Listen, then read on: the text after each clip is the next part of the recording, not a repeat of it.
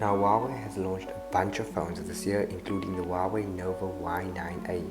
In addition to the Nova family here in South Africa, many other regions might call it the Y9a, but in South Africa it's the Y9a, the Nova Y9a. That is included in the box. It's got an ejector tool, some ejector tool, your usual paperwork, but also very welcome a gel cover or silicone cover. I always love this, and just once you get your phone, you already know that you are safe and ready to go, instead of stressing about cracking your phone or damaging your phone just when you got it before you managed to get a cover. And of course, you also get your super charging or your fast charging charging bricks or adapters included in the box with Huawei.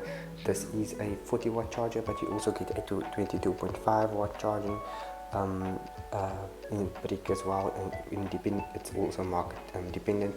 And as you can see, there's also a USB Type-C to USB Type-A cable, as well as your headphones with the 3.5mm audio jack.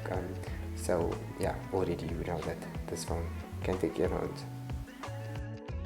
Now that we've got the unboxing out of the way, let's talk about build and design. As you can see, the phone is very attractive, and I've got it in the midnight black. It has a 6.63 inch display, the IPS LCD panel, the camera circle or mount or head, whatever you want to call it, at the back is really big, I must say, but it definitely doesn't look ugly. Nonetheless, a USB Type-C port or input entry at the bottom, as well as 3.5mm audio jack. Now, looking at the phone runs on Android 10, EMUI 10.1, of course, with no Google Play services. As you are familiar, this phone does have the Huawei app gallery, and yeah, you can see that many apps are, of course, becoming more available to Huawei's app gallery every day, and more becoming familiar. And I think Petal Search is also now quite familiar to the brand fans and people who are Huawei smartphone users. You can see the interface. You still get your soft key keyboard, and you can of course customize that. And yeah, you can see you also get Petal Maps now.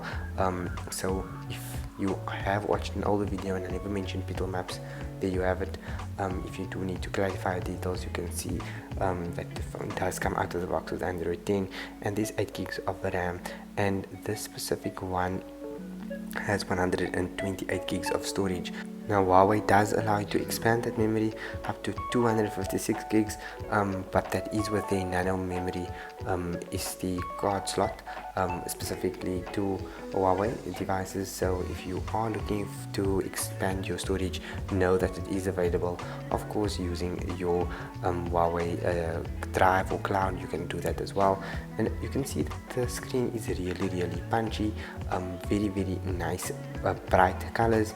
It's a 1080 by 2400 pixels resolution and a 397 ppi density. So yeah, the phone runs on a octa-core Cortex, but it's a MediaTek processor, and I just need to mention it's a MediaTek processor and not a Snapdragon.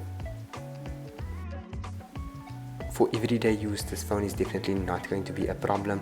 The phone has, especially social media use, which is what I really wanted to mention and showcase here.